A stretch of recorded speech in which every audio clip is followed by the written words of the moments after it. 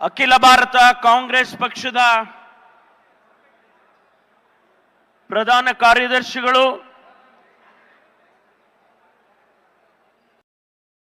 ಉಸ್ತುವಾರಿ ಕಾರ್ಯದರ್ಶಿ ರಣದೀಪ್ ಸಿಂಗ್ ಸುರ್ಜಿವಾಲಾ ಅವರೇ, ಈ ರಾಜ್ಯದ ರಾಜಕಾರಣದಲ್ಲಿ ಕಳಂಕರಹಿತವಾಗಿ ಬಡವರ ಧ್ವನಿಯಾಗಿ ಪ್ರಾಮಾಣಿಕ ಆಡಳಿತಗಾರನಾಗಿ 40 ವರ್ಷಗಳಿಂದ ಕರ್ನಾಟಕದ ಜನತೆಗೆ ಸೇವೆಯನ್ನು ಮಾಡಿರ್ತಕ್ಕಂಥ ನಮ್ಮೆಲ್ಲರ ಅಚ್ಚುಮೆಚ್ಚಿನ ನಾಯಕ ಈ ರಾಜ್ಯದ ಮುಖ್ಯಮಂತ್ರಿ ಸನ್ಮಾನ್ಯ ಸಿದ್ದರಾಮಯ್ಯನವರೇ,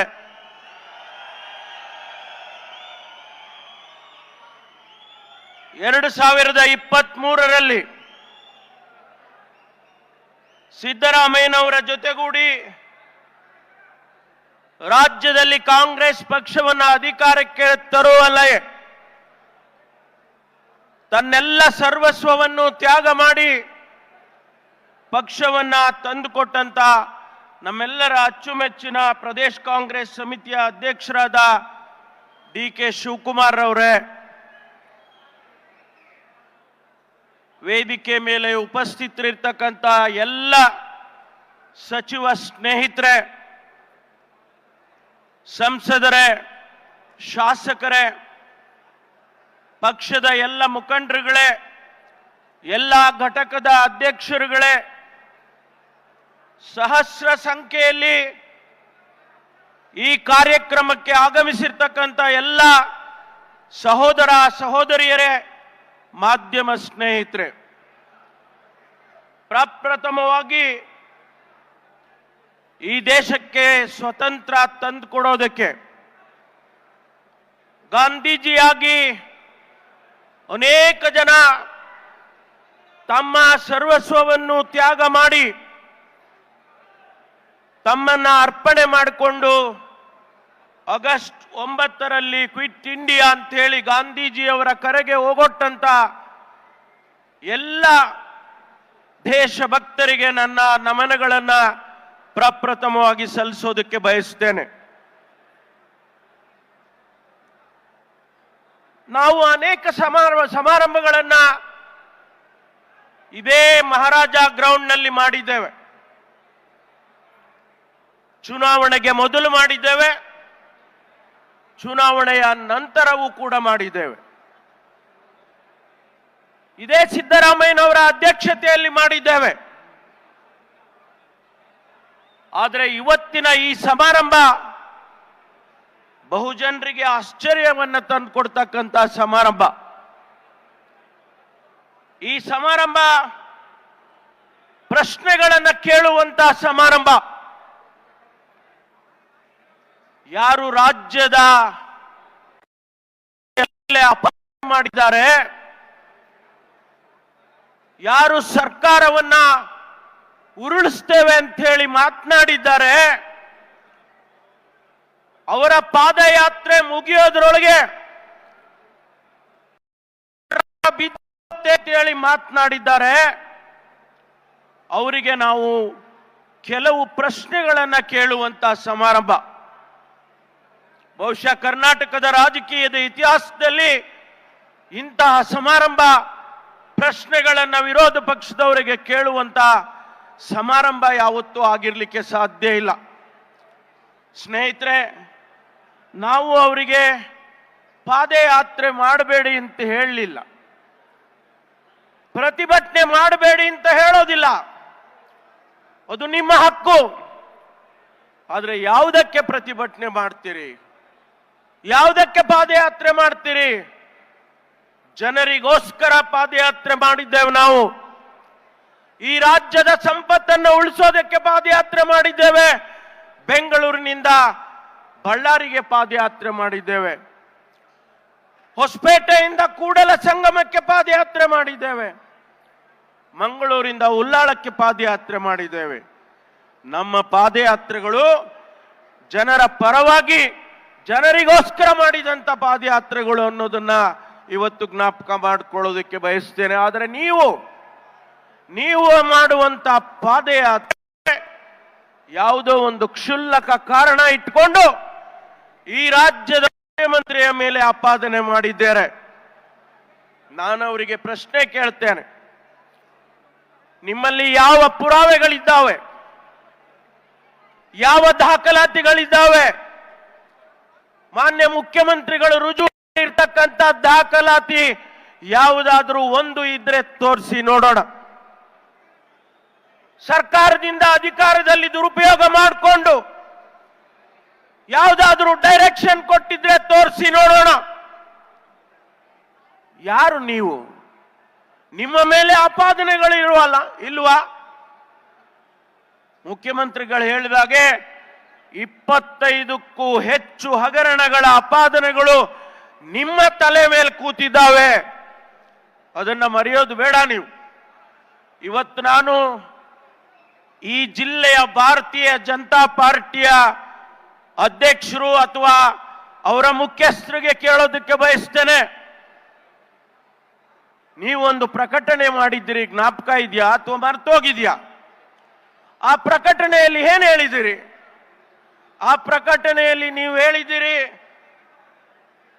ದೇವೇಗೌಡರ ಕುಟುಂಬದ ಭೂ ಕಬಳಿಕೆಯ ಪಕ್ಷಿ ನೋಟ ಅಂತೇಳಿ ಪ್ರಕಟಣೆ ಮಾಡಿದಿರಿ. ಅದು ನಿಮ್ಮ ಭಾರತೀಯ ಜನತಾ ಪಾರ್ಟಿಯ ಅಧ್ಯಕ್ಷರ ಹೆಸರಿನಲ್ಲಿ ಹೊರಟಿದೆ. ಅದು ಏನ್ ಕೇಳಿದಿರಿ? ಅದರಲ್ಲಿ 36 ಸೈಟ್ಗಳನ್ನ ಮೂಡಾದವರು ಕೊಟ್ಟಿದ್ದಾರೆ. 20 ಸೈಟ್ಗಳು ನಿಮ್ಮ ಕುಟುಂಬದವರಿಗೆ ಆಗಿದೆ. ಕುಮಾರಸ್ವಾಮಿಯವರ ಆದಿಯಾಗಿ ನಿಮ್ಮ ಕುಟುಂಬದವರಿಗೆ ಆ ಸೈಟ್ ಅನ್ನ ಕೊಟ್ಟಿದ್ದಾರೆ. ಇದಕ್ಕೆ ಅವರು ಕೊನೆಯದಾಗಿ ಹೇಳ್ತಾರೆ, ಕುಮಾರಸ್ವಾಮಿ ಅವರಿಗೆ ಕೇಳ್ತಾರೆ ಅವರು ಪ್ರಶ್ನೆಯನ್ನ, ಕುಮಾರಸ್ವಾಮಿ ಅವರೇ, ನಿಮಗೆ ಇನ್ನೂ ಬೇರೊಬ್ಬರ ಬಗ್ಗೆ ಪ್ರಶ್ನೆ ಮಾಡುವ ನೈತಿಕತೆ ಉಳಿದಿದೆಯಾ ಅಂತ ಕೇಳ್ತಾರೆ. ಭಾರತೀಯ ಜನತಾ ಪಾರ್ಟಿಯವರು ಕೇಳೋದು, ಯಾರ ಜೊತೆಯಲ್ಲಿ ಇವತ್ತು ನೀವು ಪಾದಯಾತ್ರೆ ಮಾಡೋದಕ್ಕೆ ಹೊರಟಿದ್ದೀರಿ ಅವರು ನಿಮ್ಮನ್ನ ಪ್ರಶ್ನೆ ಮಾಡಿದ್ದಾರೆ. ಮೊದಲು ಅವರಿಗೆ ಉತ್ತರ ಕೊಡಿ ನೀವು, ಆಮೇಲೆ ನಮ್ಮನ್ನ ಪ್ರಶ್ನೆ ಮಾಡೋದಕ್ಕೆ ಬನ್ನಿ ನೀವು. ಸ್ನೇಹಿತರೆ, ಇವತ್ತು ನಮ್ಮ ಕಾರ್ಯಕ್ರಮ ಅನೇಕ ಪ್ರಶ್ನೆಗಳನ್ನು ನಾವು ಕೇಳೋದಿದೆ ನಿಮಗೆ. ರಾಜ್ಯದಲ್ಲಿ ಇವತ್ತು ನೀವು ರಾಷ್ಟ್ರದಲ್ಲಿ ಮಂತ್ರಿಗಳಾಗಿದ್ದೀರಿ, ಕೇಂದ್ರದಲ್ಲಿ ಮಂತ್ರಿಗಳಾಗಿದ್ದೀರಿ. ಇವತ್ತು ನಮಗೆ ಬರಬೇಕಾದಂತ GST ಶೇರ್ ಇರ್ಬೋದು, ಅಥವಾ ನಮಗೆ ಬರಬೇಕಾದಂತ ಅನೇಕ ಕಾರ್ಯಕ್ರಮಗಳಲ್ಲಿ ಅಡಿಯಲ್ಲಿ ಹಣ ಇರ್ಬೋದು, ಅದನ್ನ ಬಿಡುಗಡೆ ಮಾಡಲಿಲ್ಲ. ನಾವು ಕಳೆದ ಬಾರಿ ನಮಗೆ 36,000 ಕೋಟಿ ನಷ್ಟ ಆಗಿದೆ ಅಂತ ಹೇಳಿ ನಿಮ್ಮ ಹತ್ರ 12,000 ಕೋಟಿ ಹಣ ಕೇಳಿದೋ ನಿಮಗೆ, ಆದರೆ ನಮಗೆ ಕೊಡಲಿಲ್ಲ ನೀವು. ಬಹುಶಃ ರಾಷ್ಟ್ರದ ಇತಿಹಾಸದಲ್ಲಿ ಯಾವುದೇ ಒಂದು ರಾಜ್ಯ ಸರ್ಕಾರ ಕೇಂದ್ರ ಸರ್ಕಾರದ ವಿರುದ್ಧ ನಮಗೆ ಗ್ರಾಂಟ್ ಕೊಡಲಿಲ್ಲ ಅಂತೇಳಿ ಕೋರ್ಟಿಗೆ ಹೋದಂತ ಉದಾಹರಣೆಗಳಿಲ್ಲ. ತಮಿಳುನಾಡಿನವರು ಹೋದ್ರು, ಕೇರಳದವರು ಹೋದ್ರು, ನಾವು ಕೂಡ ಹೋದ್ವಿ. ಅದಕ್ಕೆ ಉತ್ತರವಾಗಿ ನೀವು ಹಣ ಬಿಡುಗಡೆ ಮಾಡಿದ್ದೀರೇ ವಿನಃ ನಾವು ಕೇಳಿದಂತ ಹಣವನ್ನ ನೀವು ಕೊಡೋದಕ್ಕೆ ಸಾಧ್ಯ ಆಗಲಿಲ್ಲ.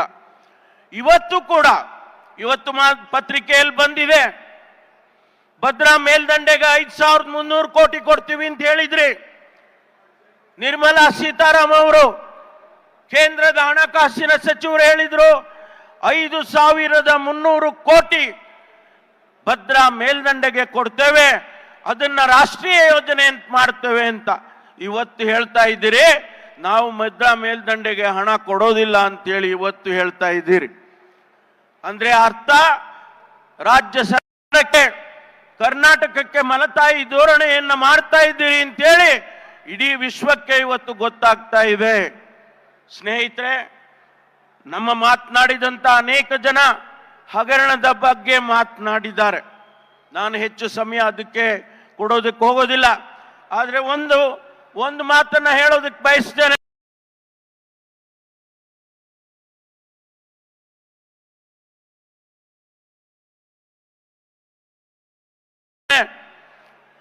ನೀವು ವಾಲ್ಮೀಕಿ ಹಗರಣದ ಬಗ್ಗೆ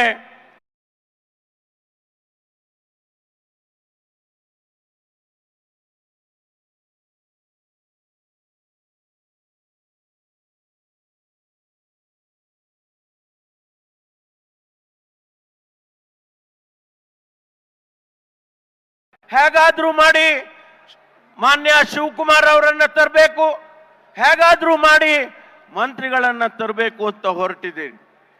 ಈಗಾಗಲೇ ಯಾವುದಾದ್ರೂ ಒಬ್ಬ ಮುಖ್ಯಮಂತ್ರಿ ಒಂದು ಹಗರಣ ಅವರ ಗಮನಕ್ಕೆ ಬರ್ತದೆ ಎಂದ ತಕ್ಷಣ ಸಚಿವರನ್ನ ರಾಜೀನಾಮೆಯನ್ನು ತೆಗೆದುಕೊಂಡು ಅದಕ್ಕೆ SIT ಮಾಡಿ ಅದಕ್ಕೆ ಇವತ್ತು ವಿಚಾರಣೆಯನ್ನು ನಡೆಸ್ತಾ ಇದ್ದಾರೆ ಅಂತ ಹೇಳಿದ್ರೆ ಅದಕ್ಕಿನ್ನ ಜನತೆಗೆ ಉತ್ತರ ಬೇಕಾ?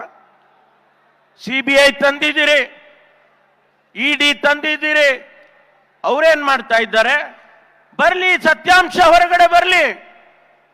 ಯಾರು ತಪ್ಪಿತಸ್ಥರಿದ್ದಾರೆ ಅವರಿಗೆ ಸತ್ಯ, ಅವರಿಗೆ ಶಿಕ್ಷೆಯನ್ನ ಖಂಡಿತವಾಗಿ ಮಾಡೇ ತೀರ್ತೀವಿ ಅನ್ನೋದನ್ನ ಇವತ್ತು ಹೇಳೋದಕ್ಕೆ ಬಯಸ್ತೇನೆ. ಸ್ನೇಹಿತರೆ, ಅದೊಂದೇ ಅಲ್ಲ, ನಿಮ್ಮ ಪಕ್ಷದವರೇ ಹೇಳಿದ್ದಾರೆ ಬೋವಿ ಹಗರಣದಲ್ಲಿ ಹಗರಣ ಆಗಿದೆ, ಹಣ ಹೊಡೆದಿದ್ದಾರೆ. ಮೊನ್ನೆ ನಮಗೆ SITಯಲ್ಲಿ ಗೊತ್ತಾಗಿದೆ 30 ಬ್ಯಾಂಕ್ ಅಕೌಂಟಿಗೆ ಹಣ ಹೋಗಿದೆ. ದೇವರಾಜ ಅರಸು ಟ್ರಕ್ ಟರ್ಮಿನಲ್ಸ್ ನಲ್ಲಿ ನಿಮ್ಮ MD, ನಿಮ್ಮ ಅಧ್ಯಕ್ಷ ಚೆಕ್ ನಲ್ಲಿ ಹಣ ತಗೊಂಡಿದ್ದಾರೆ. ಇವತ್ತು ಅವ್ರ ಮನೆಗಳು ಕಟ್ಟೋದಕ್ಕೆ ಹಣ ತಗೊಂಡಿದ್ದಾರೆ ಅಂತ ಗೊತ್ತಾಗಿದೆ. ಇನ್ನು ಅನೇಕ ವಿಚಾರಗಳನ್ನ ಪ್ರಸ್ತಾಪ ಮಾಡಬಹುದು. ನಾನು ಒಬ್ಬ ಗೃಹ ಸಚಿವನಾಗಿ ಹೇಳ್ತೇನೆ, PSI ಹಗರಣ ಯಾರು ಮಾಡಿದ್ದು? ಇವತ್ತುವರೆಗೂ ಕೂಡ ನಾವು ಸಬ್ ಇನ್ಸ್ಪೆಕ್ಟರ್ಗಳನ್ನ ರಾಜ್ಯದಲ್ಲಿ ರೆಕ್ರೂಟ್ ಮಾಡೋದಕ್ಕೆ ಸಾಧ್ಯ ಆಗ್ತಾ ಇಲ್ಲ. ಗೊಂದಲದ ಗೂಡಾಗಿ ಇವತ್ತು ನಿಂತಿದೆ. ಆ ಯುವಕರಿಗೆ ನಾವು ಅವಕಾಶ ಮಾಡಿಕೊಡೋದಕ್ಕೆ ಸಾಧ್ಯ ಆಗಿಲ್ಲ. ಇಲಾಖೆಯಲ್ಲಿ ಪೊಲೀಸಿನ ಅಧಿಕಾರಿಗಳು ಇಲ್ಲದೆ ಇವತ್ತು ಕಷ್ಟ ಬೀಳ್ತಾ ಇದ್ದಾರೆ. ಯಾರು ಇದನ್ನೆಲ್ಲ ಮಾಡಿದ್ದು?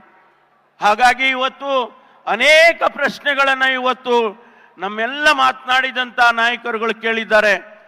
ಮಾನ್ಯ ಶಿವಕುಮಾರ್ ಅವರು ಹೇಳಿದರು, ಬಹುಶಃ ಶಿವಕುಮಾರ್ ಅವರಿಗಿನ್ನ ಇನ್ನೂ ಹೆಚ್ಚಿನ ರೀತಿಯಲ್ಲಿ ನಿಮ್ಮನ್ನ ಪ್ರಶ್ನೆ ಮಾಡೋರು ಯಾರು ಇಲ್ಲ. ಯಾಕೆಂದ್ರೆ ನಿಮ್ಮ ತಳ ಬುಡ ಎಲ್ಲ ಅವ್ರಿಗೆ ಗೊತ್ತಿದೆ. ಹಾಗಾಗಿ ಇವತ್ತು ಅದಕ್ಕೆ ಉತ್ತರವನ್ನು ನಾಳೆ ನೀವು ಇದೇ ಜಾಗದಲ್ಲಿ ಸಮಾವೇಶ ಮಾಡೋದಕ್ಕೆ ಹೊರಟಿದ್ದೀರಿ. ಈ ಎಲ್ಲ ಪ್ರಶ್ನೆಗಳಿಗೆ ನಾಳೆ ನೀವು ಉತ್ತರವನ್ನು ಕೊಡಲೇಬೇಕು ಅಂತಕ್ಕಂಥ ಮಾತನ್ನು ಈ ಸಂದರ್ಭದಲ್ಲಿ ಹೇಳೋದಕ್ಕೆ ಬಯಸ್ತೇನೆ. ಸ್ನೇಹಿತರೆ, ನಾನು ಹೆಚ್ಚಿಗೆ ಮಾತನಾಡೋದಕ್ಕೆ ಹೋಗಲ್ಲ, ಮುಖ್ಯಮಂತ್ರಿಗಳು ಮಾತನಾಡೋರು ಇದ್ದಾರೆ. ಒಂದು ಮಾತನ್ನ ಈ ಸಂದರ್ಭದಲ್ಲಿ ಹೇಳ್ತೇನೆ. 2023ರಲ್ಲಿ ರಾಜ್ಯದ ಜನತೆ 136 ಸೀಟ್ಗಳನ್ನು ಕೊಟ್ಟಿದ್ದಾರೆ. ಏನಂತ ಕೊಟ್ಟಿದ್ದಾರೆ? ಶಿವಕುಮಾರ್ ಅವರು, ಸಿದ್ದರಾಮಯ್ಯನವರು ಭಾಷಣಗಳನ್ನು ಮಾಡುವಾಗ ಏನು ಹೇಳಿದರು? ದಯಮಾಡಿ ಸ್ವಲ್ಪ ಜ್ಞಾಪಿಸ್ಕೊಳ್ಳಿ. ನಾವು ಸ್ವಚ್ಛ ಆಡಳಿತವನ್ನು ಕೊಡ್ತೇವೆ, ಈ ರಾಜ್ಯದ ಬಡ ಜನರಿಗಾಗಿ ಆಡಳಿತ ಮಾಡ್ತೇವೆ ಅಂತ ಹೇಳಿದ್ದಾರೆ. ನಾನು ಪ್ರಣಾಳಿಕೆ ಸಮಿತಿಯ ಅಧ್ಯಕ್ಷನಾಗಿ ಪ್ರಣಾಳಿಕೆಯಲ್ಲಿ ನನ್ನ ಕಡೆ ಬರೆಸಿದ್ದಾರೆ, ಒಳ್ಳೆಯ ಆಡಳಿತವನ್ನು ಕೊಡ್ತೇವೆ ಅನ್ನುವಂಥ ಮಾತನ್ನ ಆ ಒಂದು ಪ್ರಣಾಳಿಕೆಯಲ್ಲಿ ನಾವು ಬರೆದಿದ್ದೇವೆ. ಆ ಕಾರಣಕ್ಕಾಗಿ ಅದನ್ನ ದೃಷ್ಟಿಯಲ್ಲಿ ಇಟ್ಕೊಂಡು, ಅದನ್ನ ಪ್ರತಿಯೊಬ್ಬರ ಮನಸ್ಸಿನಲ್ಲಿ ಇಟ್ಕೊಂಡು ಆಡಳಿತ ಮಾಡತಕ್ಕಂಥ ಮುಖ್ಯಮಂತ್ರಿಗಳಾಗಿ ನಾವೆಲ್ಲರೂ ಕೂಡ ಆ ಕೆಲಸವನ್ನ ಮಾಡ್ತೇವೆ ಅನ್ನುವಂಥ ಮಾತನ್ನ ತಮ್ಮ ಮುಂದೆ ಹಂಚಿಕೊಂಡು ನನಗೆ ಅವಕಾಶ ಕೊಟ್ಟಿದ್ದಕ್ಕಾಗಿ ಎಲ್ಲರಿಗೂ ವಂದಿಸಿ ನನ್ನ ಮಾತು ಮುಗಿಸ್ತೇನೆ. ಜೈ ಹಿಂದ್, ಜೈ ಕರ್ನಾಟಕ.